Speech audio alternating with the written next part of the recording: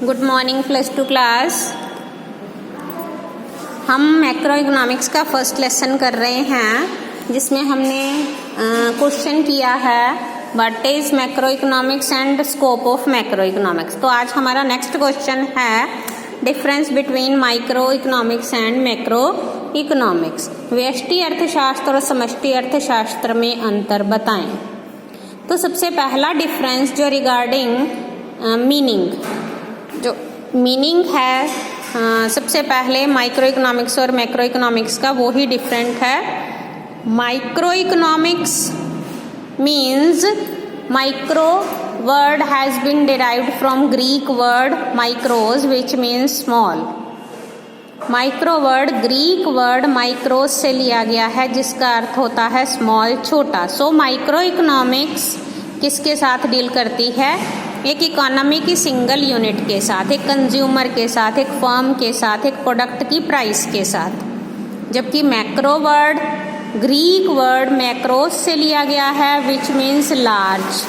So macro economics deals with the economy as a whole, the different economic problems at the level of an economy.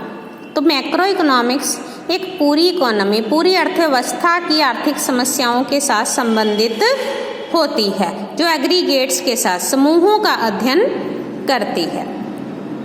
Second point क्या है कि micro economics को हम price theory भी कहते हैं। It is also known as price theory. उसका कारण क्या है कि माइक्रो इकोनॉमिक्स एक किसी भी वस्तु, किसी भी गुड की प्राइस डिटर्मिनेशन और डिफरेंट फैक्टर्स ऑफ प्रोडक्शन, उत्पादन के विभिन्न साधनों की प्राइस डिटर्मिनेशन, कीमत निर्धारण के साथ संबंधित है। इसलिए इसको प्राइस थ्योरी, कीमत सिद्धांत भी कहा जाता है। जबकि मैक्रो इकोनॉमिक्स डील करता है theory of income and employment के साथ। एक इकोनॉमी में इनकम को कैसे बढ़ाया जा सकता है, फुल एम्प्लॉयमेंट लेवल तक कैसे पहुंचा जा सकता है। इसलिए मैक्रो इकोनॉमिक्स को हम theory of employment and income भी कहते हैं। तीसरा पॉइंट है कि while studying micro economics we assume all macro variables constant. जब हम माइक्रो इकोनॉमिक्स स्टडी करते हैं हम सारे मैक्रो वेरिएबल्स को कांस्टेंट मान के चलते हैं।